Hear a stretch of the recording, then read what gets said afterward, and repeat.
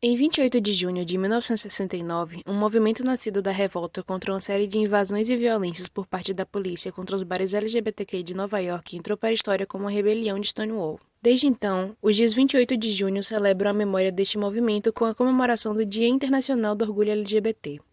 Em 2023, 54 anos após esse marco, o direito ao casamento civil homoafetivo, instituído em 2011 no Brasil, voltou a ser questionado com a relatoria do projeto 580 de 2007. Nesse mesmo ano, haviam pelo menos 77 leis municipais e estaduais antitrans em vigor em 18 unidades da federação. O ritmo de produção dessas novas normas equivalia, em média, a uma nova lei antitrans a cada 2 semanas ao longo do ano. Oi, eu sou Samantha e esse é o Diálogos, um projeto de entrevistas da Edufba. Nesse episódio, vamos falar um pouco sobre o que é ser LGBTQ no Brasil. Para isso, vamos conversar com Andressa Ribeiro e Vércio Conceição. Andressa é doutora em Ciências Sociais e escritora de Experiências Transmasculinas, publicado pela Edufba em 2023. Nosso segundo convidado, Vércio, é doutor em Letras e pós-doutorando em História, vocalista da banda Muriquins e um dos organizadores do livro Transmasculinidades Negras, Narrativas Plurais em Primeira Pessoa. Acompanhe a entrevista.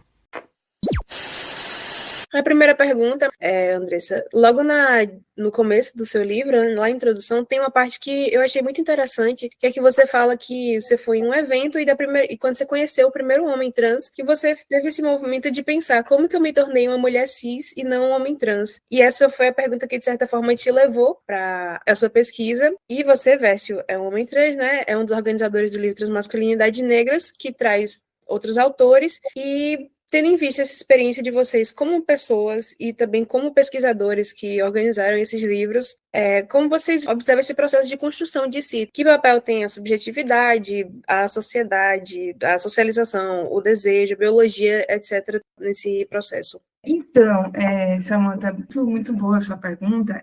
Eu falo isso no início do livro, né, quando eu começo a escrever, porque eu comecei esse trabalho de pesquisa em 2013. 2012, ali, entre 2012 e 2013, eu submeti o projeto. Então, as discussões ainda eram, assim, relativamente recentes, assim, no campo acadêmico no Brasil, ainda não era o IBRAT, né, se eu falar alguma coisa incorreta, você pode me corrigir depois. Ok. Mas era a Associação Brasileira de Homens Trans, depois houve algumas dissidências políticas, algumas questões, e em 2015, ali foi, 2014, 2015, né, surgiu o IBRAT. Não havia, por exemplo, na Bahia ainda um centro de assistência às pessoas trans pelo SUS, então ainda estava tudo, era muito incipiente, né? Mas naquele momento, no início do livro, eu faço questão, assim, de me colocar, né? Assim, por que eu escolhi esse tema, né? Por que eu escolhi trabalhar com essas questões? E a minha primeira identificação na infância foi como um menino, né? Eu queria ser um menino. Eu só vestia short, eu cortava o cabelo, só queria cortar meu cabelo curtinho. Eu adorava muito mais o universo das brincadeiras com meninos do que com meninas. A minha performance, né, corporal, eu adorava andar sem camisa, e para mim foi muito difícil aprender a usar blusa, né, e assim, as meninas, em geral, elas são condicionadas a isso muito cedo, mesmo antes do despontar dos seios, né, há uma sexualização dessa parte do corpo, mesmo antes dessa parte do corpo emergir, né, se desenvolver. Então, as meninas ali com 5, 6 anos de idade já têm que andar de blusa, isso para mim foi uma grande perda, assim. E eu vivi várias situações de muita exclusão, violência e discriminação por conta dessa identificação com o universo masculino na minha primeira infância. E essas situações de exclusão, de rejeição, marcaram profundamente a minha vida. Assim, já tem muitos anos que eu faço terapia. Isso me ajudou muito a lidar com essas questões, né, a me compreender melhor. Mas essas situações de exclusão, assim, de rejeição, por exemplo, de ter situações na escola, de mãe de uma grande amiga minha de infância que não queria que eu andasse com ela porque eu era masculinizada, né? Então ela me proibiu de andar com a minha melhor amiga naquele momento. Eu de ver tios, tias falando para minha mãe e para meu pai que eu tinha que me levar em psicólogo porque eu tinha um comportamento masculinizado. Enfim, então foram muitas situações, eu não vou elencar todas aqui, mas de situações que me trouxeram um sofrimento, vamos dizer assim, abalaram profundamente minha autoestima. E eu cresci, né, fui obrigada a me feminilizar. ali mais ou menos com 7 anos, assim, eu já me sentia muito triste, então eu fui deixando meu cabelo crescer. Eu estou abrindo esse parêntese, assim, eu sei que a questão central não sou eu, tá, gente? Eu estou abrindo esse parêntese só para me colocar, para fazer esse preâmbulo, para também, que eu acho que é importante as pessoas entenderem por que a escolha desse tema. A questão de gênero me trouxe também muitas questões vinculadas à minha sexualidade, então eu sempre joguei futebol, mas nos colégios, na adolescência, eu era chamada de sapatão, tinha sempre uma inferência sobre a minha sexualidade em função do meu comportamento de gênero, né? Mas eu fui me feminilizando, mas o processo de feminização foi muito violento para mim.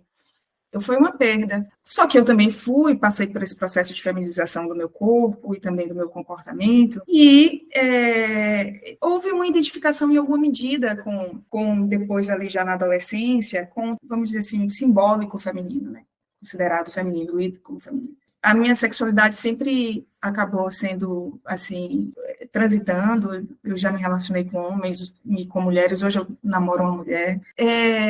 Então, assim, quando eu tive eu tenho uma irmã que é muito feminina, muito, e sempre as pessoas no interior, eu sou do interior, as pessoas comparam muito, né, irmãos, e sempre havia uma comparação entre eu e minha irmã, e ela era sempre colocada nesse lugar da representação da mulher. Então eu sempre, mesmo quando eu me feminilizei, eu sempre me sentia, assim, vamos dizer, tinha uma impressão de que eu era, vamos dizer, menos mulher do que essa irmã que tinha essa, assim, gostava muito de usar saltos, se maquiar, quer dizer, recorria aos instrumentos, né, de fabricação de um corpo feminino. Isso eu falo no livro, todo corpo é fabricado, né? Não é? O corpo cis, ele é fabricado, né? Tanto quanto é o corpo trans, né? E então eu me senti assim, então sempre foi um processo assim, poxa, eu sou mulher, mas será que eu sou mulher mesmo? Eu sou menos mulher?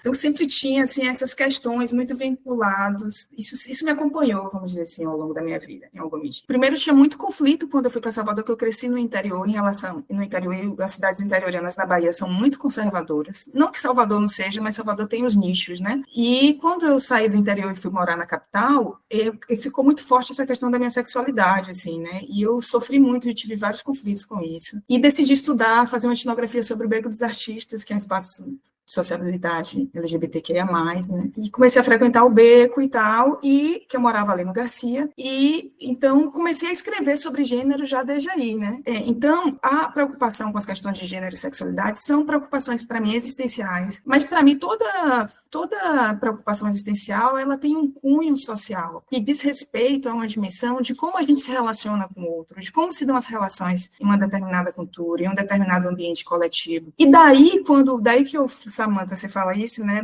nesse congresso, quando eu soube da existência de homens trans, da transmasculinidade, isso veio, né, porque eu me tornei uma mulher cis. E aí é de colocar também a identidade cis em questão, né, porque vamos dizer, eu trabalho no livro, eu falo da identidade, mas eu penso muito mais em termos de identificação. O que eu quero dizer com identificação? Eu quero dizer que toda identidade ela é contingente, ela é contingencial, ela depende de uma série de variáveis, ela depende de um contexto político, de um contexto histórico, ela depende de classe social, ela depende de raça, ela depende de como você foi criado, com quem você se relacionou, quais são suas referências, né? Ela não é inata, ela não é fixa, ela não é imutável, né? Então, quando eu me coloquei, eu falei, e aí, né? Por que eu me tornei, então, uma mulher cis, né? Como é que se deu esse processo, né? Por que eu me tornei? E, diante desse questionamento, me veio, eu falei, não, deixa eu entender, deixa eu tentar pensar um pouco, né?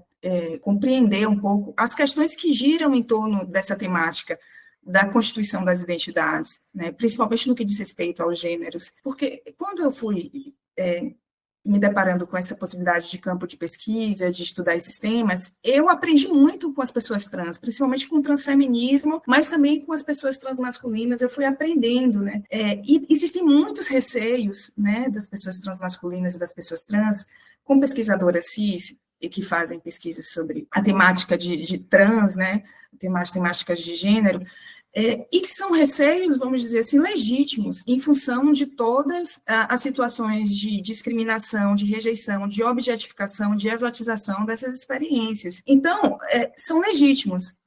E isso a gente precisa reconhecer. E é importante que essas pessoas tenham protagonismo, né? Viviane Vergueiro fala isso no livro dela, por Inflexões Decoloniais, dos sistemas acadêmicos e como a restrição das pessoas trans nos ambientes acadêmicos, elas restringem epistemologicamente, e quando ela fala isso, ela está falando da importância do protagonismo das pessoas trans. E realmente é fundamental. Por quê? Porque a gente vive em um sistema cis heteronormativo que invisibiliza, que exclui, que rejeita, que violenta, né, as pessoas trans. E, claro, isso tem uma consequência no ambiente acadêmico. Muitas pessoas trans, às vezes, sequer conseguem terminar o ensino médio. Só que o protagonismo, ele não é exclusivismo. Então, assim, eu falo, a gente tem uma grande confusão sobre o que é o lugar de fala, né? Djamila Ribeiro escreveu esse livro, o que é o lugar de fala, e às vezes há uma má interpretação da ideia de lugar de fala, como se o lugar de fala fosse só pessoas negras podem falar sobre racismo, só pessoas trans podem falar sobre as questões vinculadas às questões trans. Na verdade, a ideia de lugar de fala, ela não é essencialista. Djamila Ribeiro, no terceiro capítulo do livro, que é um lugar de fala, ela tem lá, todos têm lugar de fala. O que significa isso? Isso ela está dialogando com o movimento feminista, né, com a ideia do standpoint of view, que é você se fala a partir de um ponto de vista, todo mundo fala a partir de um ponto de vista. Então, o que eu faço no meu livro? Eu começo falando de onde eu estou falando, a partir de onde. Então, não é que eu não possa falar, mas eu preciso situar o leitor, as pessoas que vão ter acesso ao que eu escrevi, de onde eu estou falando. Minha fala, ela não é neutra, minha fala não é imparcial. Então, assim, eu estou, assim, situando, né, me situando esse lugar. E é isso, assim, por enquanto. Depois a gente fala mais um pouquinho sobre essas questões. Enquanto a Andressa falava aí sobre a infância dela, eu me remeti logo à minha, né? E aí é uma coisa que eu sempre tenho colocado nas palestras que faço, nas formações que faço para as empresas, sobre como seríamos todos nós, a humanidade, se não sofrêssemos pressão de gênero desde a infância, né? Desde a barriga, na verdade, desde que somos ainda embrião, né? Porque eu fico me perguntando sobre as nomenclaturas. Eu sou da área de letras e assim sou da área de letras, sou das literaturas, pesquiso África, então assim eu estou sempre exercitando essa coisa de pensar por uma outra chave, sair da chave única, né? E aí, Chimamanda disse, quando ela diz assim, o perigo da história única não é porque ela está errada, ela está incompleta, né? Está incompleta. Existem outras vozes, outras versões dessa mesma história. E aí, quando eu penso, trago Chimamanda disse, para ligar essa outra chave de, em vez de pensar o gênero na perspectiva euro-ocidental, dizer assim, e se não fôssemos obrigados a sermos homens e mulheres desde pequenos, né? Como seríamos? Eu tive uma experiência outra na infância. Eu era muito livre mesmo, de andar sem camisa, até quando o corpo começou a se transformar, de andar pela rua. Como eu sou de comunidade simples, né? Eu sou do bairro cresci ali no bairro do Pero Vaz, a comunidade, vamos dizer, normalizava a minha existência. Eu não cheguei a ser na infância uma coisa, né, para as pessoas. Eu simplesmente era um menino, uma menina, menino, e as pessoas se utilizavam disso tanto na minha casa como os vizinhos. Eu era o moleque de recado da rua Nossa Senhora da Boa Fé.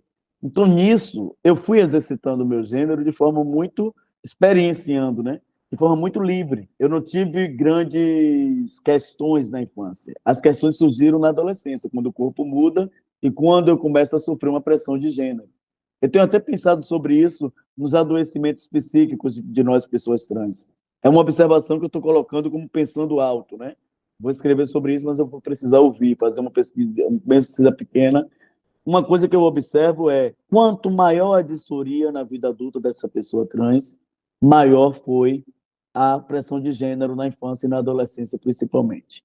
E essas pessoas vão adoecer seriamente, né? A maioria das pessoas que tentam suicídio ou suicidaram e conseguiram são pessoas que sofreram muita pressão de gênero durante a infância e a adolescência, né? Então, assim, é preciso pensar que todos nós, pessoas cis e pessoas trans, sofremos essa pressão desde cedo. Algumas pessoas se acomodam nisso, outras não conseguem, né? Por isso que eu trabalho também com a questão de gênero ser uma construção aí junto com Butler, Berenice Bento, né? As receptoras da teoria de, de Butler aqui no Brasil. Andressa tem razão quando ela fala sobre as transmasculinidades, né, serem algo que vai emergir no contexto brasileiro a partir de 2015, né, com mais veemência, porque é criado o nome. Né? Eu até falo sobre isso no artigo que está aqui no Transmasculinidades Negras.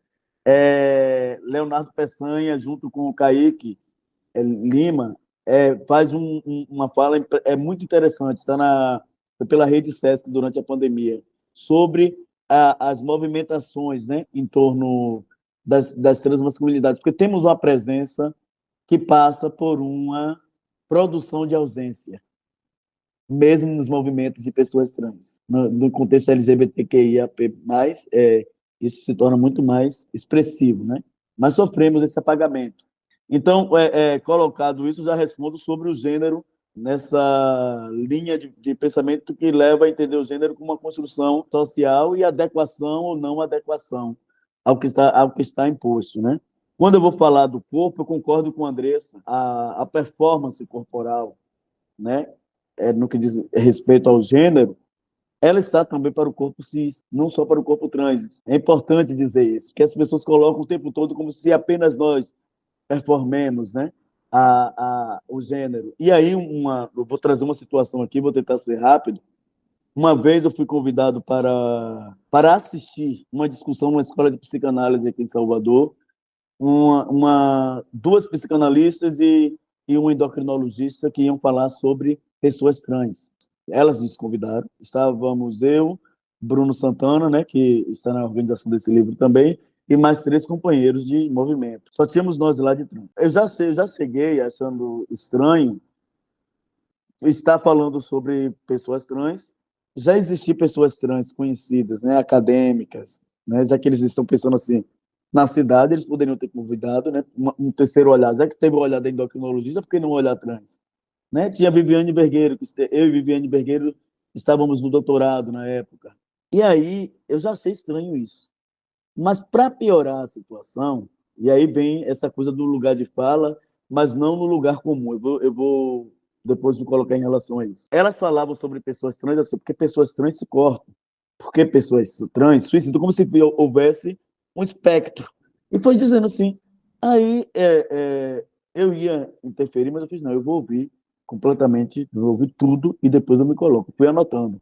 E aí eu lembro que eu falei e no final acabou tendo um reboliço. Eu fui praticamente posto para fora, né? Porque elas não suportaram uma pessoa trans se levantar e falar de igual para igual. E eu utilizo nesse meu espaço de ser doutor, de ser professor universitário, para falar sobre nossas pesquisas, não só as que eu produzo, mas de meus companheiros, né, companheiras. E aí, quando eu levantei a mão, ela, pode, com certeza. Eu peguei e fiz assim, olha só. Aí fui trazendo trechos das falas delas. Aí eu virei para a endocrinologista e fiz assim, a senhora fala aí traça um perfil de pessoa trans, como se a senhora ouvisse uma pessoa trans, né? Já achei estranho a senhora estar aí numa mesa sem uma pessoa trans para conversar com vocês, fazer um contraponto.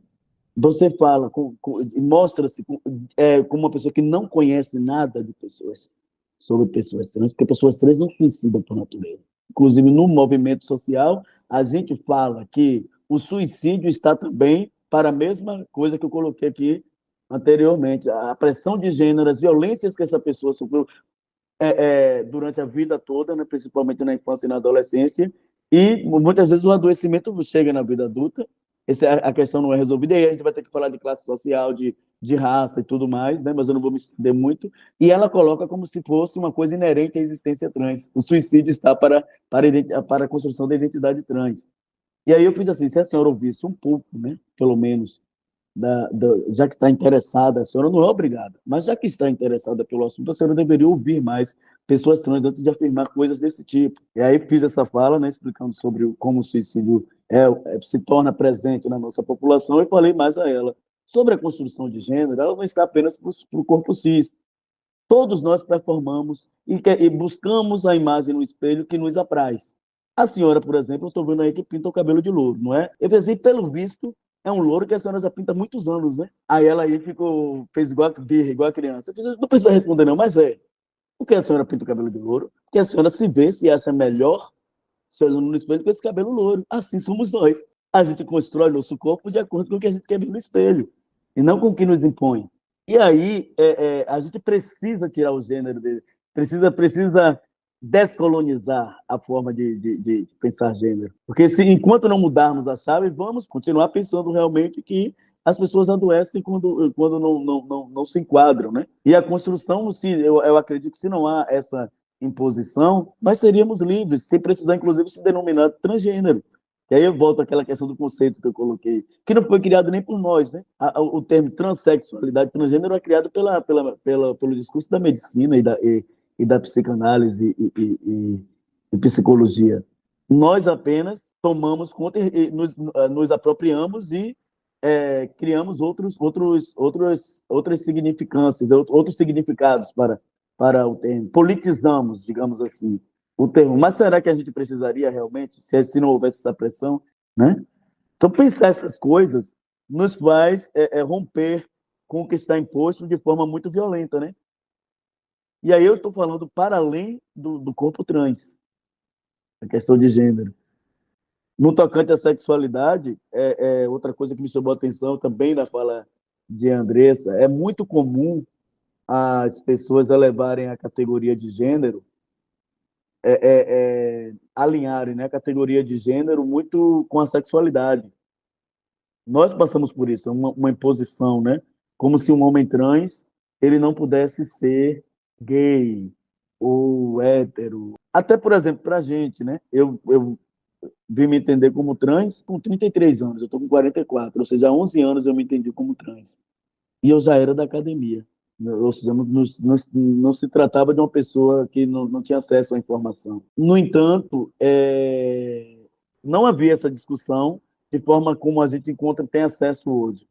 E eu só venho entender que eu sou um homem heterossexual em 2015. Quando eu me entendo como um homem hétero, é que eu vou dizer assim, rapaz, eu devo ter algum resquício, né?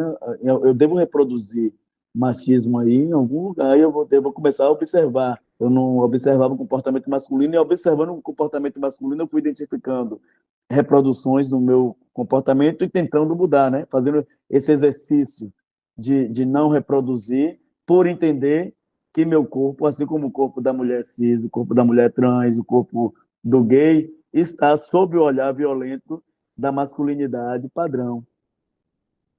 Então, assim, são coisas que parece que estão postas aí em termos de entendimento e de informação, mas precisam ser ainda discutidas, né? Pronto, para a próxima pergunta, era uma pergunta que eu já tinha aqui, mas eu achei interessante que vocês tocaram nesse ponto de, assim, as pessoas acham muito essa noção de que as pessoas cis não performam gênero, porque parece que mesmo entre pessoas progressistas existe essa ideia que é uma coisa que é determinada, entendeu? E o que eu tinha aqui para perguntar é que muito do que a gente observa do preconceito contra pessoas trans ou contra pessoas cis mesmo, mas que não performam o gênero da forma esperada, é que, tipo assim, não é como se fosse uma coisa, não foi a biologia que determinou aquilo, não foi ou Deus, ou uma socialização estática, e as pessoas, parece que a repulsa delas contra essas pessoas que são dissidentes de alguma forma, é porque tem um fator de desejo de viver daquela forma, e desse jeito seria menos genuíno. Então, assim, quando as pessoas trans, outras pessoas dissidentes vão procurar direitos que envolvem acesso a ferramentas de saúde, no SUS mesmo, ou direito de ser respeitado, parece que as pessoas têm uma resistência maior, porque de certa forma, não uma escolha, mas, assim, uma coisa que envolve uma vontade também, e não só, tipo assim, uma determinação biológica ou de Deus. Vocês observam isso também? Bem, mas é mais ou menos essa ideia de, tipo assim, você nasceu dessa forma, entendeu? E é só por isso que você tem o direito, entre aspas, de ser trans, ou de ser dissidente, Acredito que sim, tem muita relação com o que a gente estava falando sobre a sexualidade também ser colocada como uma opção, né? E aí, você fazendo a pergunta, eu remeti a um momento da fala de Andressa, que Andressa trouxe na infância como ela performava gênero, E só para ter uma ideia, né, de que não está, a gente simplesmente não bota a mão no bolso e diz assim, hoje eu vou ser mulher, hoje você tira o gênero do bolso, né? E nem fica brincando de trocar de gênero o tempo todo. Eu recordo que foi uma narrativa que no meu imaginário não estava com esses dados. Minha mãe é que traz, minha mãe é que recupera quando eu informo aos 33 anos da minha família que eu me entendia como uma pessoa trans, como um homem trans. Aí minha mãe e meu pai, a fala deles, inclusive no meu show autoral que eu fiz ano passado, né, volto a fazer show esse ano, eu posso falar, ele traz as falas do meu pai e minha mãe, porque eu fiz isso de forma propositada, né, que artisticamente às vezes a gente fala de forma mais eficaz que discutindo politicamente para as pessoas do senso comum, né, e aí eu coloco meu pai e minha mãe narrando a minha infância, como eles me percebiam. Meu pai fala assim, olha que são lembranças que não são minhas, são lembranças deles. Meu pai disse que desde muito pequenininho, quando eu comecei a andar, que as pessoas já diziam que eu era um menino, que as pessoas diziam que meu corpo, o movimento do meu corpo era igual ao do meu pai, realmente é até hoje. Até o acúmulo de gordura fica no mesmo lugar, na barriga, né? Na região do tórax. E a outra questão minha mãe disse que eu desmaiei 2 vezes, ou 3, não lembro. Porque minha mãe é costureira. Ela disse que quando fazia roupas, né, que aí eu que estou dizendo assim, que tem uma leitura de gênero masculina, ela disse que eu colocava a mão no bolso e saía desfilando satisfeito, uma bermuda, uma calça. Mas quando ela fazia vestido para mim, ela disse que eu desmaiei por 2 ou 3 vezes. Ou seja, a experiência deve ter sido tão forte. E eu estava sempre enfesado, nasci, pega minhas fotos de infância. Né? Eu estou sempre enfesado, eu não sabia porque era que minha cara estava sempre daquele jeito, mas agora com essa narrativa de minha mãe, eu venho entender. Né? Eu não conseguia lidar com aquilo, mas eu não sabia explicar como as crianças de hoje sabem. Né? As crianças de hoje têm mais informação que a gente. Então só me restava desmaiar. Então eu desmaiei essas vezes que minha mãe contou, né? Mas isso aí já tira da ideia de que é uma escolha, né? Uma opção. Que eu nem me entendi ainda. Como eu também não identificava a minha imagem no espelho. Minha mãe disse que eu sempre falava que aquela menina, né? E eu queria bater na menina. Eu mandava minha irmã maior que eu bater na menina, porque eu achava que se eu me entendia como menino, eu não achava que aquela menina no espelho fosse eu, né?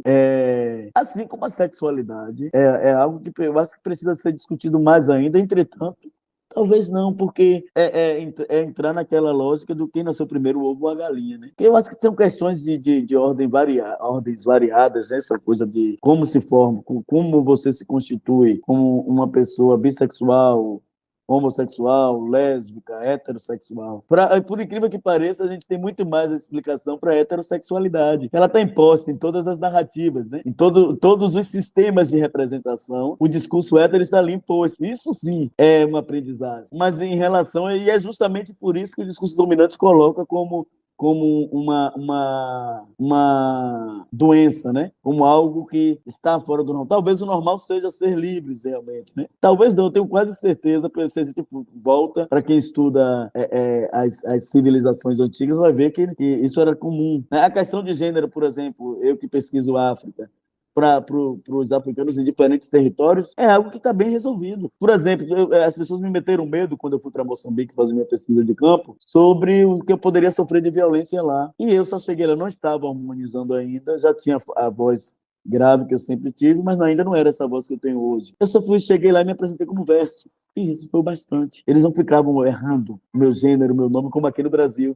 As pessoas que me viam publicamente, mas fica com a imagem, né? E eu tive contato com o movimento de pessoas trans em Moçambique. Não há uma narrativa de sofrimento como a nossa aqui. Você tem que se esconder, principalmente pensando nas meninas trans, né? Só para ter uma ideia, a líder do movimento trans em Moçambique é uma mulher trans, né? Então, assim, a gente precisa, quando eu falo de descolonizar, é sair mesmo, né? Tem que pensar de forma ampla. Nas discussões sobre religião, por exemplo, eu tenho me saído muito bem como professor em sala de aula, porque eu vou trabalhar de forma filosófica, né? A fé está para o ser humano. Em qualquer condição, ele pode nunca ter visto uma televisão, ele vai acreditar em alguma coisa, porque a gente é o único ser vivo que tem consciência da morte. E a gente vai buscar algo superior para acreditar, para inclusive nos ajudar a resolver as coisas terrenas que a gente não dá conta. Então, cada ser humano, cada grupo de ser humano vai acreditar numa coisa, numa pedra, na água, né? Então, assim, não existe porque a gente fica hierarquizando, cada um tem fé igual a boca, né? Para não dizer outra coisa, cada um tem a sua, cada um tem a sua. Então, para não entrar nessa... Porque o grande lance é o discurso de poder que está por trás dessas coisas. A gente precisa se ligar, né? Há ainda pessoas que querem usar vendas para pensar a relação de poder nas situações. E eu acho que o gênero está muito nessa questão, e a sexualidade também. Quando, na verdade, vamos dizer assim, nós que rompemos essa lógica, e aí eu vou botar lógica entre aspas, porque é a lógica criada pelo poder dominante, né? Pela classe de pessoas que dominam, que estão ali para fazer leis, para ditar regras sociais, estabelecer o que é nação, o que não é nação, quem é o cidadão e quem é o cidadão de menos valor, né? São essas pessoas que vão subverter, porque eu acredito que sem esse discurso de cultura, que cada lugar vai ter, né, pensando os gêneros de diferentes formas, né? Porque a gente pensa também que o gênero só é na perspectiva ocidental, seríamos livres. É o poder que dita as regras para que exista uma heterossexualidade, uma monogamia, e por aí vai, né? Perfeito, Vécio. Muito, muito bom te ouvir, viu? Muito rico. Fiquei, assim, refletindo também sobre muitas coisas que você trouxe, né? Essa questão da disforia, né, que você trouxe, eu acho tão importante, porque a disforia é um termo médico, né? Um termo biomédico, né? Quando em 2015, eu participei do primeiro encontro nacional de homens trans em São Paulo, e tinha grupos ali de pessoas transmasculinas, não binários e alguns homens trans também, que começaram a questionar o uso dessa categoria disforia, né? Porque disforia é um termo médico, mas o que disforia significa? Significa um sofrimento profundo, né?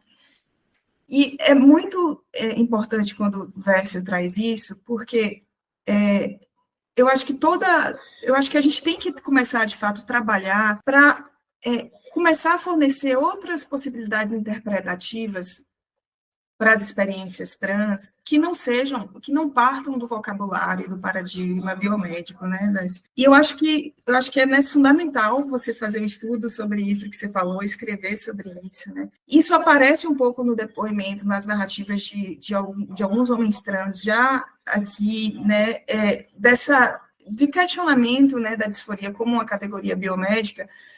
E lá, eu me lembro, lá no movimento, nesse encontro nacional que teve, alguns falavam, olha, não vamos usar mais a palavra disforia, porque a disforia é algo que patologiza a nossa experiência, né? Esse termo, ele patologiza a nossa experiência. E e eu acho que é fundamental isso que você trouxe, porque, de fato, assim, o que é evidente é que o sofrimento, qualquer ser humano, ele é passível de sofrimento. E aí me acho muito legal isso que você traz, do depoimento lá no grupo de psicanálise que vocês foram convidados e tal, né? Porque um dos meus interlocutores na pesquisa, ele fala do suicídio, né?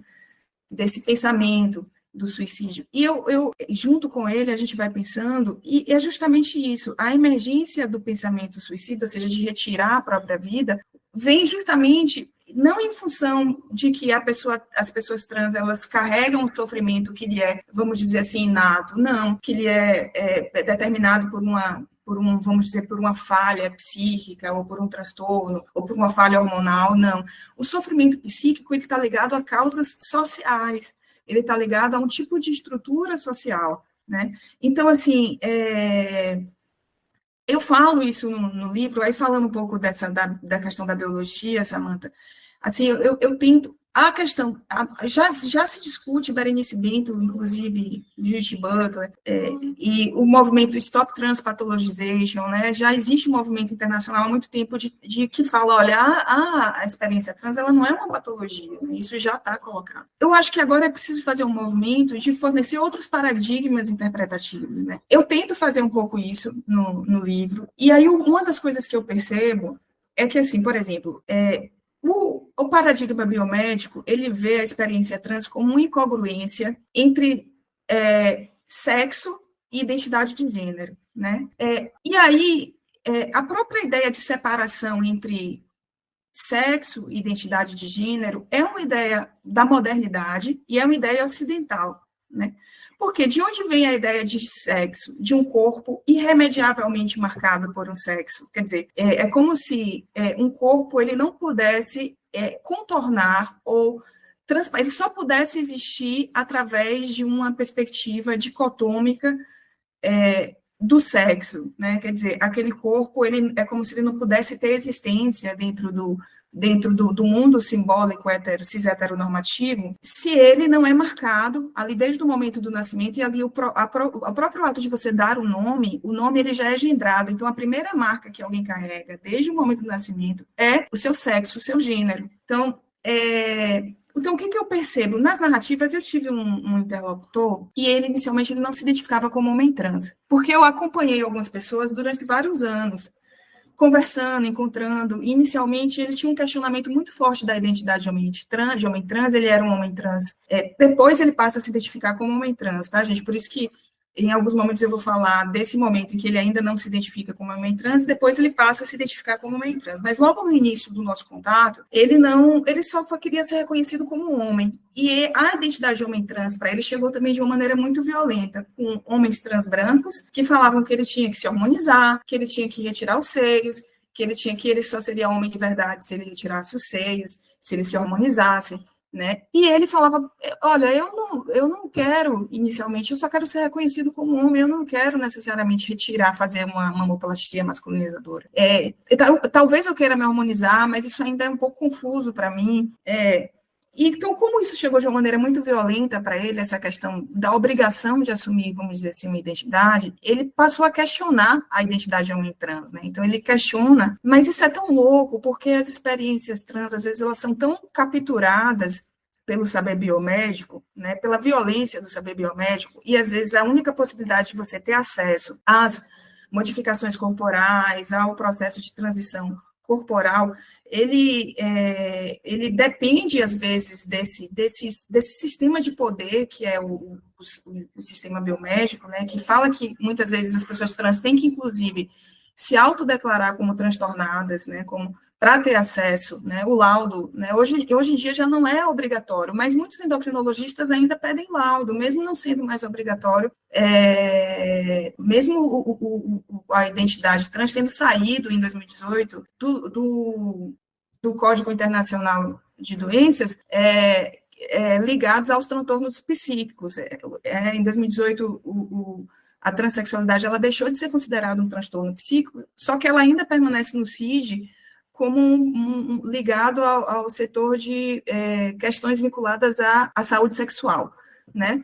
Então, até hoje, né, muitos endocrinologistas ainda pedem o laudo, né? E aí esse interlocutor, ele questionava veementemente essa identidade de homens trans. Ele falou, não, eu não vou, se eu preciso me declarar como transtornado para ter acesso a esses instrumentos, esses mecanismos, eu prefiro não, né, eu prefiro não. E aí tinha uma questão de questionar também, de perceber a diferença também de uma vivência transmasculina de alguém que é negro, que é de um bairro periférico, né, e de outras pessoas, esses outras pessoas que chegaram para ele para falar, por exemplo, que ele teria que assumir a identidade de trans, eram pessoas que, por exemplo, foram fazer a cirurgia de mamoplastia masculinizadora nos Estados Unidos, né, saíram daqui para... Então, assim, o que ele falava? Ele falava, não, eu quero ser reconhecido como homem sem necessariamente ter que retirar meus seios, por exemplo. Aí, só que, no decorrer da pesquisa, ele ia me contando situações. Vou contar uma situação, isso está no livro. Ele vai na escola ali de teatro comprar um bolo, tal, e aí tem uma senhora que olha para ele e fala assim, você é um menino ou uma menina? Aí ele disse que responde assim, não, o que você acha? Aí ela fica sem saber, ela falou, eu sou um menino. Aí ele responde, eu sou um menino, eu sou um homem. E aí ela olha assim para os lados, olha direto para o seio dele, vai e pega no peito dele. E fala, você é um menino ou menina, né? E fala, você é um menino ou menina. E aí ele falou que ficou assim, na hora não soube o que fazer, ficou sem reação, mas chegou em casa e ficou arrasado, ficou pensando o que poderia ter respondido, como poderia ter lidado com aquela situação. E aí ele me contava que ele ia na padaria, às vezes, comprar um pão, e ele tinha que o tempo todo ficar se reafirmando como um homem, porque ele tinha seios. Então, veja, o sofrimento com os seios, ele está vinculado a uma gramática social, a uma gramática simbólica social, que vê o seio como um signo da feminilidade. O signo é um signo corporal, o seio não é só uma materialidade. E aí, quando eu trago essa dimensão do corpo como materialidade, mas uma materialidade que é permeada por significações sociais.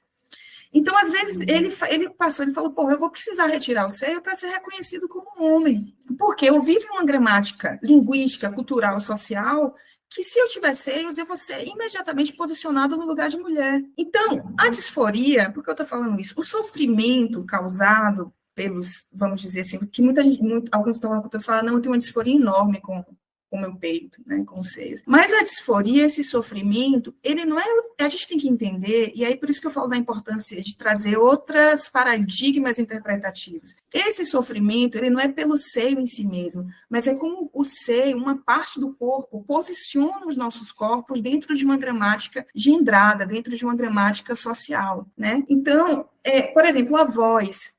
Eu tenho um interlocutor que falava, olha, antes de eu me hormonar, quando eu falava no telefone com alguém, imediatamente a pessoa já me tratava de maneira frágil, me tratava de um jeito. Quando eu comecei a me hormonar, que minha voz mudou, o tratamento mudou no telefone.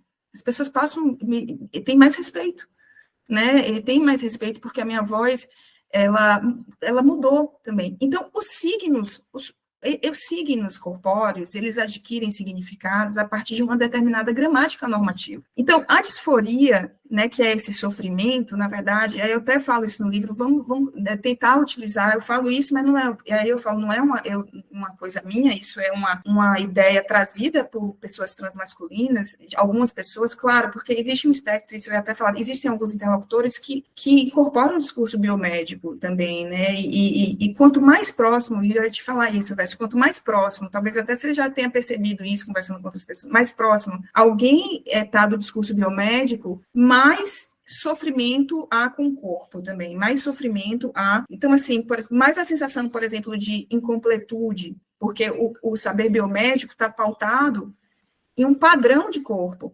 né, um padrão de corpo masculino. Então, quanto mais informado pelo saber biomédico, mais há uma dificuldade com o seu próprio corpo.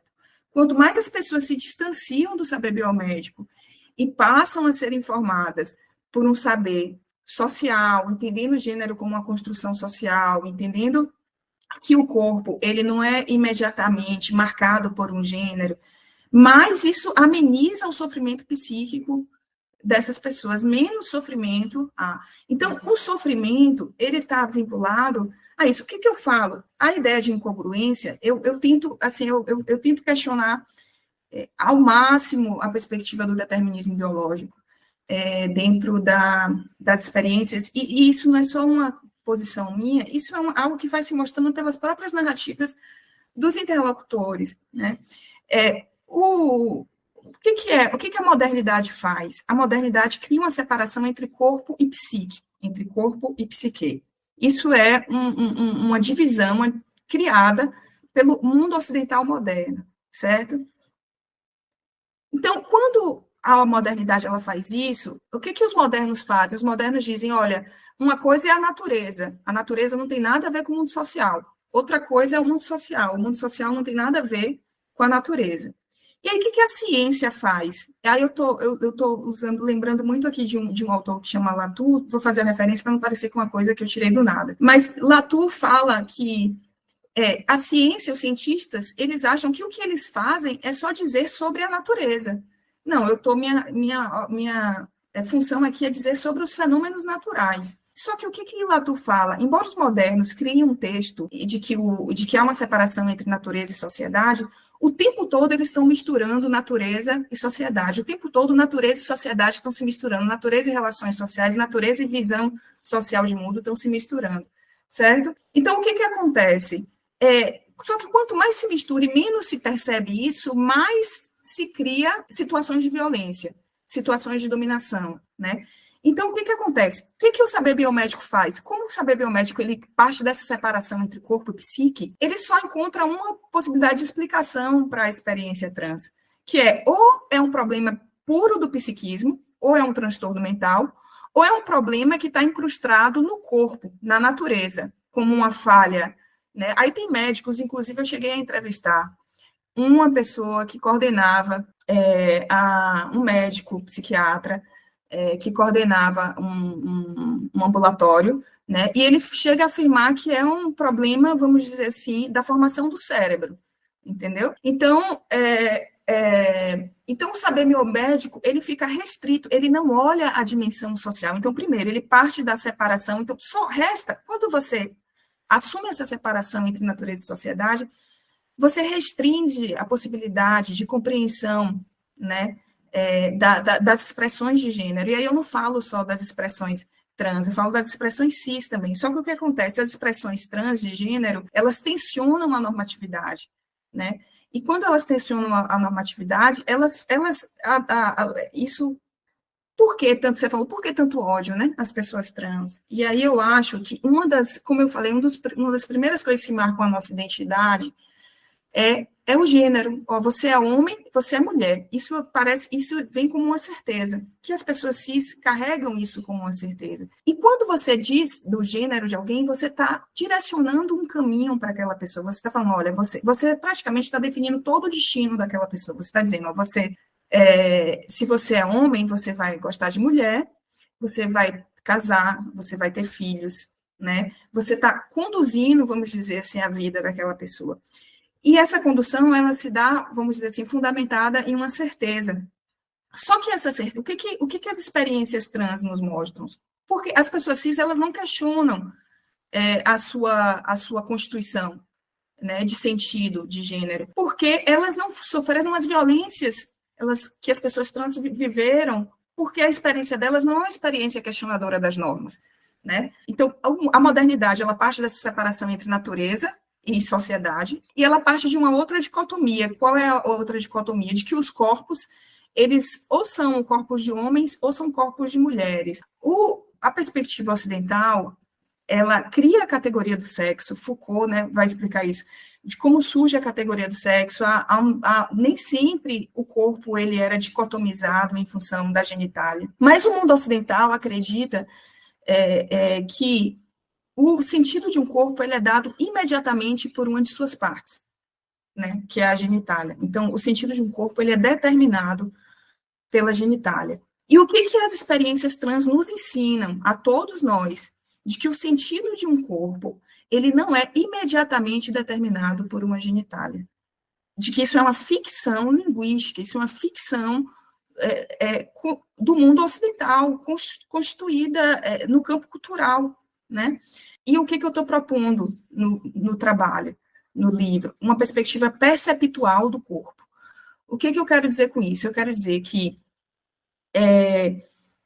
a gente constitui o sentido do nosso corpo a partir das experiências que a gente vive. Então, a constituição do nosso corpo, da imagem do nosso corpo, ela é sempre mediada. Ela nunca é imediata. Não é imediatamente que o sentido de um corpo se constrói. Ele se constrói mediadamente, ou seja, ele é mediado, a constituição de um sentido de corpo, pelas experiências que você vive, pelas relações, por como você coloca seu corpo no mundo, pelas relações que você estabelece com o outro, que o outro estabelece com você, pelo exercício da sua sexualidade, né?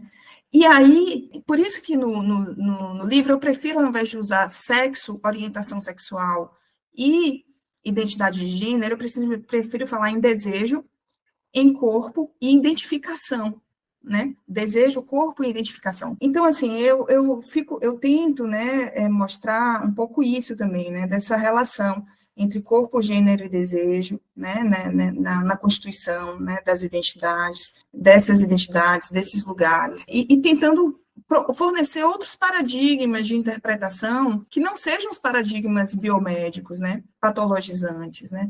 Em alguns interlocutores, eles ainda no início da pesquisa, ainda falavam, por exemplo, eu nasci em um corpo errado, mas se a gente pensar sobre isso, a gente vai ver que a própria ideia de um corpo errado né, é uma ideia que só pode ser sustentada a partir desse paradigma de separação entre psique e corpo. Se não há esse paradigma de separação entre psique e corpo, então não há corpo errado, não há um corpo que falhou. É simplesmente um sentido corporal que se constituiu ao longo da vida como qualquer outro.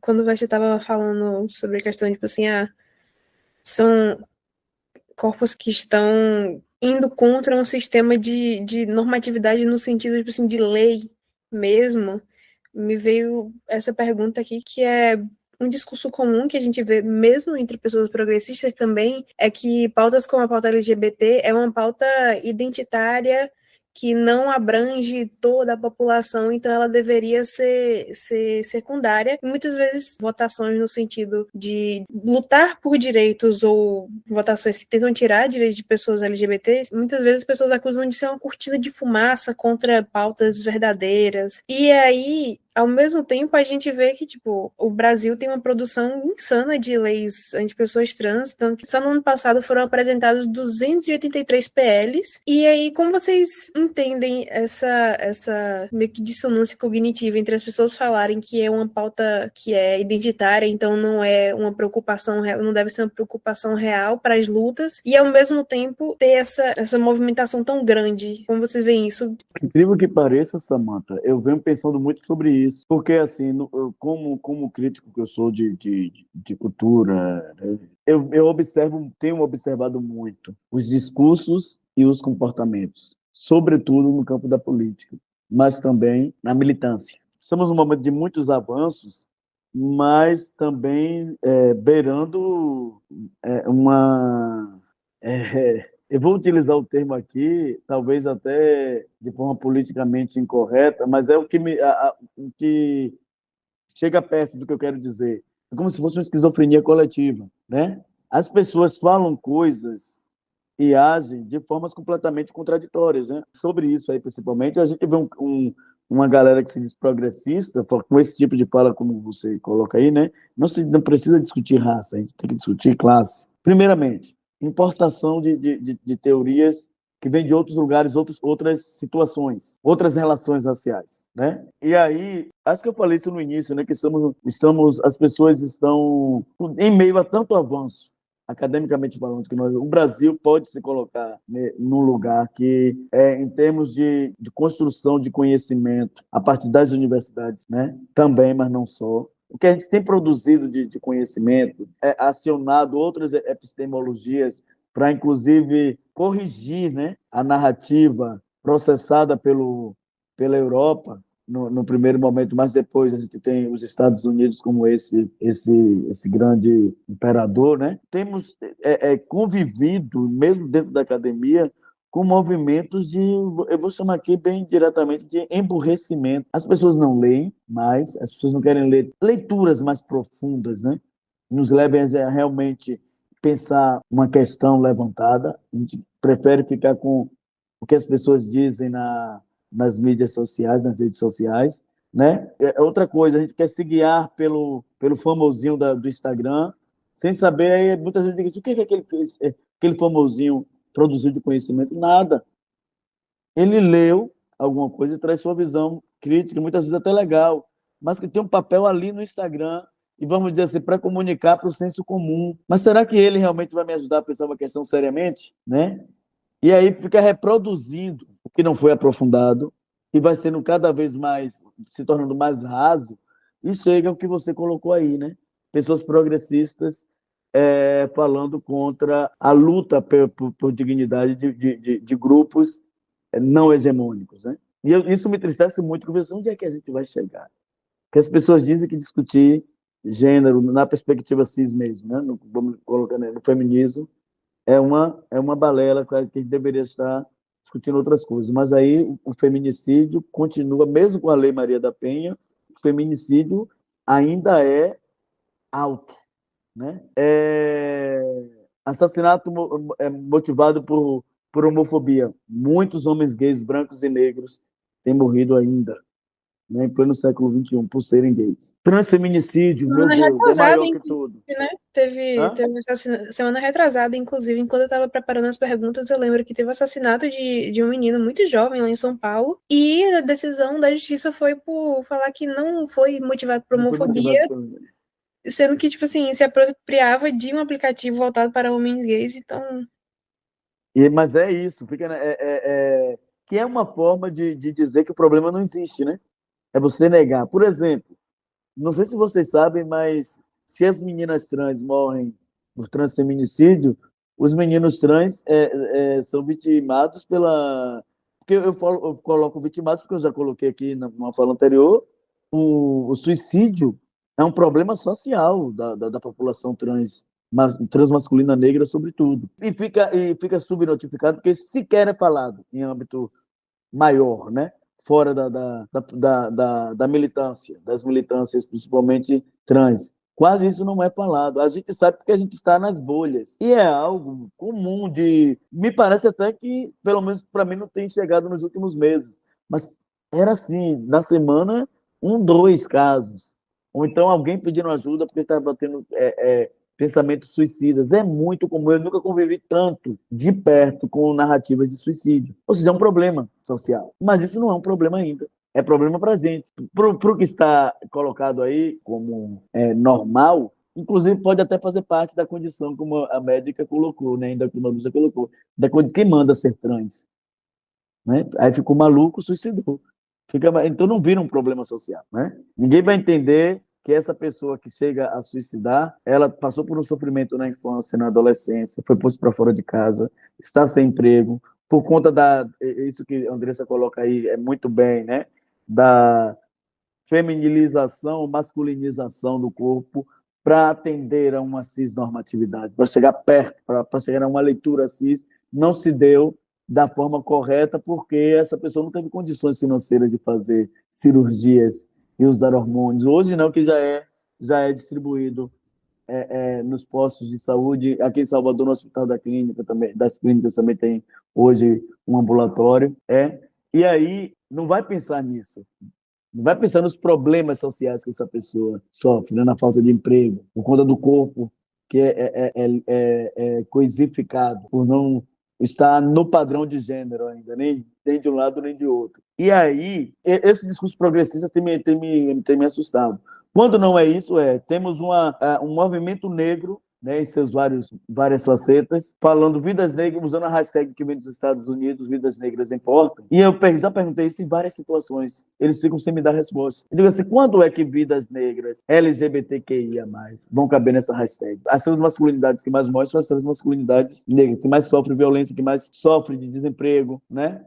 Violência sexual, estupro corretivo. As mulheres trans negras são as que mais morrem, né? As gays pretas são as que mais morrem. Então, assim, esses corpos não cabem na hashtag Vidas Negras Importam. Quando eu falo da esquizofrenia coletiva que eu chamei aqui, eu peço perdão para quem é da área por estar utilizando, porque eu não tenho realmente um outro... O que eu falo é a desconexão com a realidade, né? Eu estou chamando, vamos dizer isso. As pessoas pregam coisas para pensar essa caneta aqui, azul, e na hora que vai pensar a caneta vermelha, é como se fosse, na hora de pensar a caneta vermelha, vou usar essa mesma estrutura, mas a caneta vermelha não é igual à caneta azul. Eu já vou colocar a caneta vermelha como vilã. E aí, isso me chama a atenção, porque estudando as culturas, né, as literaturas e as culturas africanas de língua portuguesa, isso me mudou muito a minha forma de pensar, não só na minha pesquisa, mas o mundo. Porque eu entendi, como pesquisador, a minha militância entendeu que eu preciso caminhar com outras militâncias, mesmo aquelas que me causam estranhamento. Eu preciso respeitar porque eu não estou naquela condição. Por exemplo, eu não vou saber nunca o que é ser uma mulher negra, que mesmo quando eu não sabia que eu era trans, eu sei hoje que minha experiência nunca foi de uma mulher negra. Sou um homem trans negro, sofri nesse lugar, mesmo quando não existia nome ainda. Mas eu aprendi que, em vez de julgar, de desmerecer o que aquela outra alteridade traz, eu vou ouvir, não vou questionar. Eu quero entender o que é que aquele outro corpo, que é uma alteridade social também, vai trazer de demandas. E assim, eu não posso dizer, eu não vou ficar medindo opressão.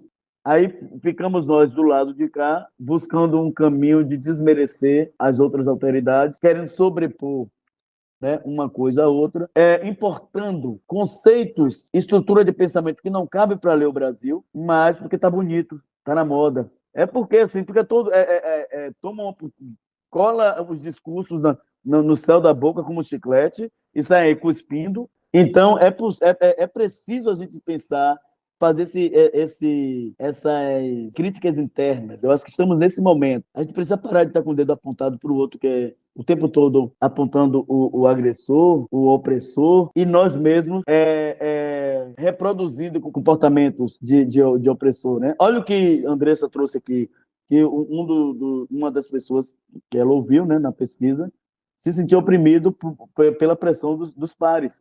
Eu sofri isso também. Porque eu já era mais velho, então a minha transição se deu de uma forma muito sem pressa. Mas eu sofri essa pressão porque eu sou cantor, eu não quis hormonizar de imediato, embora eu quisesse o que o hormônio traz de resultado. Né? Então, eu acho que isso tudo faz parte de você alinhar o seu discurso, né, do que você acredita para o mundo, com o seu comportamento. E aí eu vejo progressistas com um comportamento completamente contrário. Isso tem me chamado a atenção. Você pensou bem em trazer essa questão para a gente discutir aqui, porque é algo que está ficando muito, vamos dizer, expressivo, né? E normatizado. A gente tem tratado com naturalidade como se não fosse um problema. E é um problema sério. E as pessoas estão passando. Prazer te ouvir, viu, Vércia? Essa questão das identidades, né? E às vezes eu até acho o termo identitarismo meio pejorativo, assim, né? As pessoas usam de maneira pejorativa, assim. Isso, desde quando eu comecei a estudar os temas de gênero, assim, em São Lázaro, né, em Ciências Sociais, eu ouvia muito a galera de esquerda, né, as pessoas de esquerda e tal, tratando esses temas como temas menores, né, então, tema racial, tema de gênero, os temas ligados à sexualidade, assim. E havia uma ideia que eu acho que aí é também uma má interpretação de Marx, né, de que se resolvendo a questão de classe social, tudo seria resolvido, né, então vamos resolver a questão de classe social, que as outras opressões, elas vão se resolver, né, por tabela. E o que, vamos dizer assim, os movimentos identitários mostraram, e também nos próprios lugares onde se tentou implantar o socialismo, né, alguns de maneira mais bem-sucedida, outros menos, mostram que resolver a questão de classe social não necessariamente vai resolver a questão da homofobia, a questão da violência contra a mulher, a questão da dominação de gênero, a questão da transfobia, a questão do racismo, né? Então, eu fico muito incomodada, assim, quando eu vejo alguém de esquerda, né, defendendo, falando, assim, por exemplo, você falou isso, né, da questão da política, né, de como, dos projetos de lei, né, que tem circulado, e eu fico pensando, sempre quando eu tinha que justificar, vamos dizer assim, escolher esses temas, né, como temas de meu interesse, eu ficava pensando, se a gente pensar, por exemplo, como muitas vezes as pessoas, elas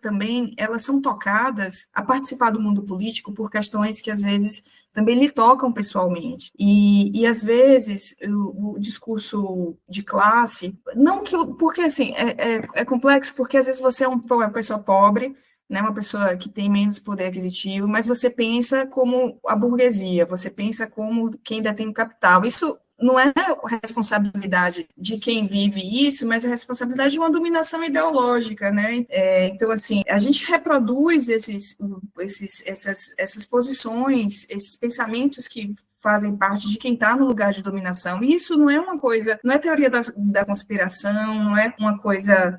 Isso é manejado. Esses dias eu vi um vídeo de um cara trilionário falando que na pandemia as pessoas tinham se acostumado mal e estavam, tipo, sem querer trabalhar, então que era necessário demitir as pessoas para criar um exército de reserva, para que as pessoas pudessem trabalhar mais recebendo menos, voltassem a trabalhar mais, voltassem a ter um alto índice de produtividade. Então, assim, e que muitas vezes quem está numa posição de opressão, internaliza esse pensamento. Então, e aí eu falo, né, de mulheres que também reproduzem o machismo. Eu já me vi, Vécio falou dele ali enquanto homem trans, eu, enquanto assumi relação com mulheres, eu tinha vergonha inicialmente de andar de mão dada. Isso é homofobia internalizada, né, em público. Eu ficava, era uma auto-rejeição ali. Então, eu tinha internalizado em mim, né, uma ideia de que a homossexualidade era feia, de que era esquisito, de que era... E eu passei por um processo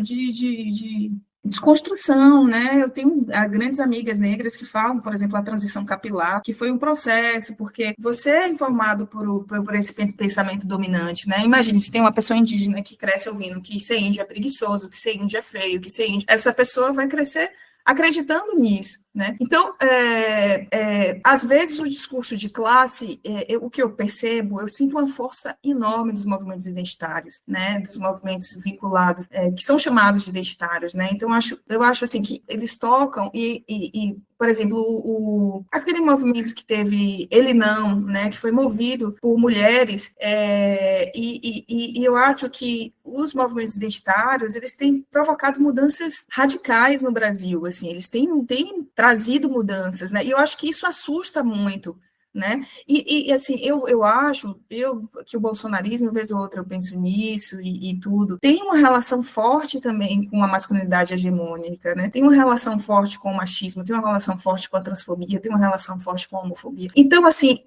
muitos homens de esquerda se sentem questionados, embora sejam de esquerda, se sentem questionados no seu lugar de poder, né, então, mais que é isso, então a gente precisa, eu sempre falo isso, assim, se eu não quero a opressão para mim, eu preciso ter uma sensibilidade em relação às opressões que marcam a trajetória de vida de outras pessoas, né? E não dá para a gente resolver uma opressão aqui e falar, não, é nesse lugar que eu tenho privilégio, eu não quero mexer, entendeu?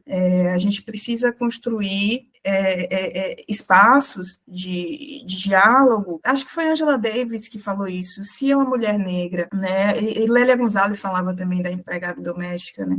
Se essas mulheres elas rompem com esse lugar de opressão, toda a estrutura muda, né? Porque são essas mulheres que estão na base da pirâmide, né? Ali, mulheres negras trans, homens negros trans.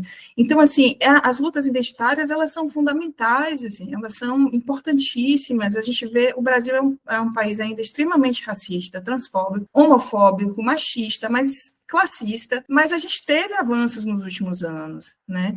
E isso também é fruto das lutas dos movimentos identitários, né? Então, as cotas raciais, né? As cotas em concurso público, né? Enfim, a retirada, né?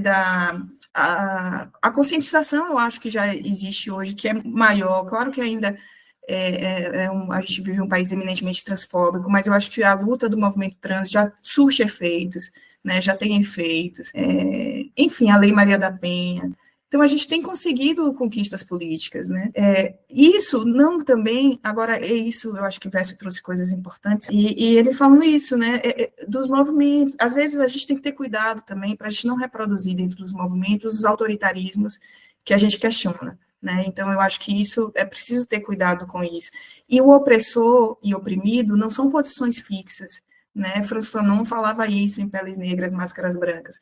O opressor, o oprimido, ele também pode ser opressor em outra situação. Claro que eu não vou usar esse argumento, nem se deve usar esse argumento para legitimizar as opressões estruturais, não é isso, mas para a gente fazer ter uma espécie de vigilância em relação a nosso comportamento, a nossa conduta, né? Porque como é que eu sou oprimida e eu reproduzo a opressão nas minhas práticas, tendo consciência do quão maléfico, prejudicial a opressão foi para mim, foi para os meus pares, foi para as pessoas que estão perto de mim. Né? Então, eu acho que a gente tem que levar as lutas sociais muito a sério, não dá para instrumentalizar o racismo, a transfobia, né, para a gente alcançar posições ou para a gente cometer abusos, não, a gente precisa ter um compromisso, de fato, né, com a luta antirracista, com a luta contra a transfobia. Gente, então, para finalizar, que é a nossa última pergunta para vocês, Andressa como mulher bissexual e Veste como homem trans negro, o que significa para vocês o mês do orgulho e o que significa comemorar esse mês? Bom, eu sempre falo sobre isso.